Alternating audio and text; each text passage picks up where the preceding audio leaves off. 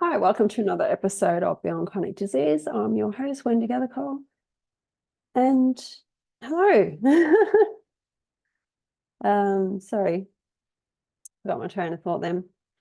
Okay, I was today I'm going to talk about protein because it's just great on me. There's lots of things that are great on me, I guess, but one of them is protein. So a couple of months ago, I watched a show called, or a docu-series on Netflix called You Are What You Eat. And they did a test on twins because twins have identical genes. And anyway, don't want to give too much away. You need to probably watch it yourself. And then you can think about the gene debate about why you get sick. So today I'm talking about protein. And why did I mention that? Because there was this really interesting it was a little, I don't know, I guess a little meme or something I noticed on one of the computers when they were doing something, and it went, you probably know, I'm not very good with sayings, but it went something like, if you stop asking me about where I get my protein from, I'll stop asking you about how high your cholesterol is. So that made me chuckle because as soon as you say, well, you're a vegetarian or you're a vegan or you don't eat meat, or, it's like, where do you get your protein from?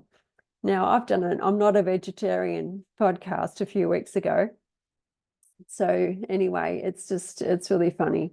I don't choose to eat meat on the odd occasion, but I'm probably going to not eat any animal products ever again, not after watching that docu-series, and also traveling through Kansas in the USA wasn't very pleasant either. So here we go, protein. Now, do you actually know how much protein your body's supposed to have?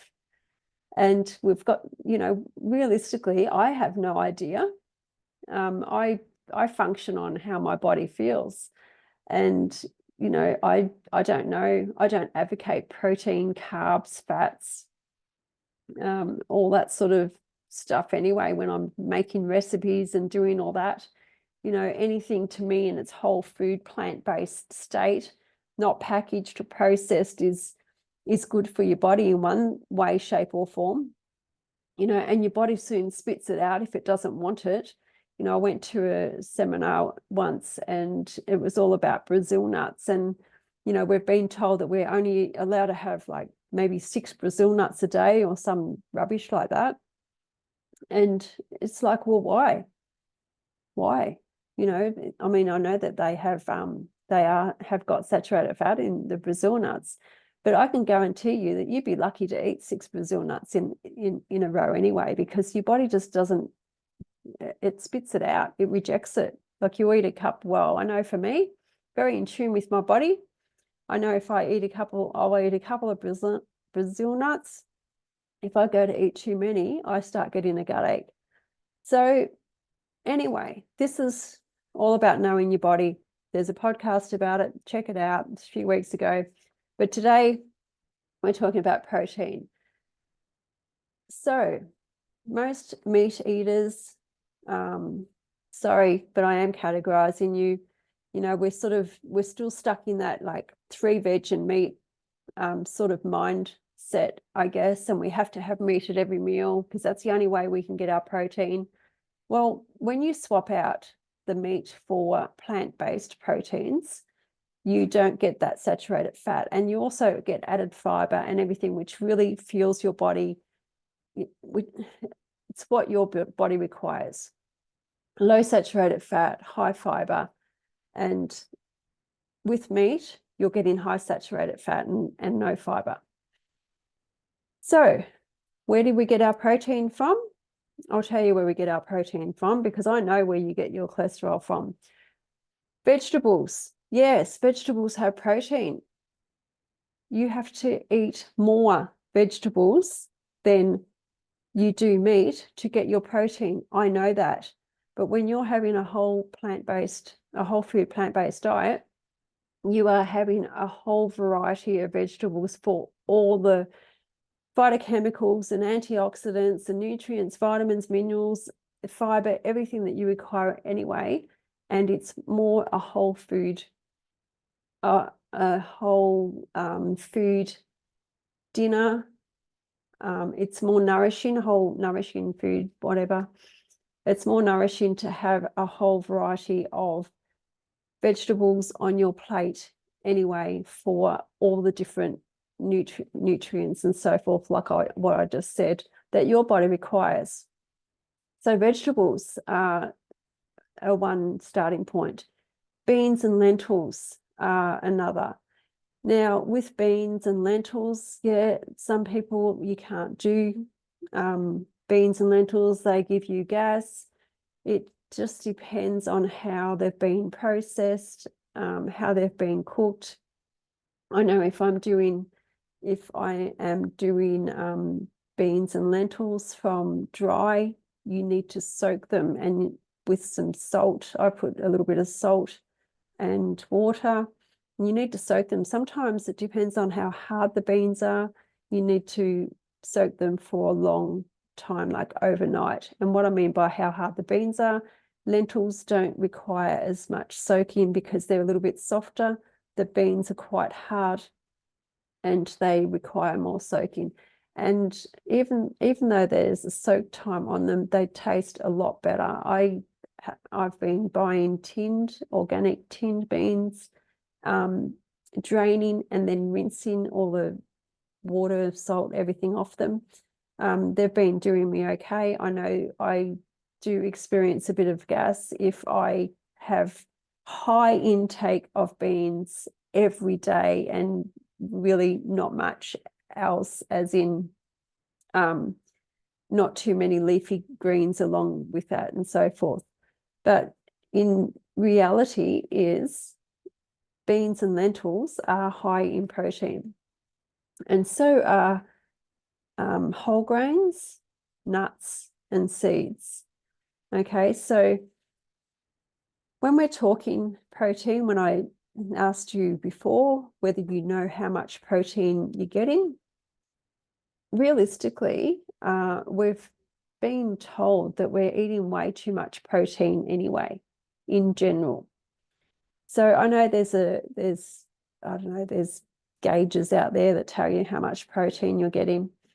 And I'm just thinking, like, with everything that they tell you that you should be having in your diet every day, to me, it's so stressful. I've done podcasts on stress, and this is all part of our lifestyle. I just believe in having a whole food, plant-based diet. And, if you choose to have a little bit of meat in amongst all that, and go for it, whatever you want to do. But you don't require meat for protein as much as we're getting told that all the time.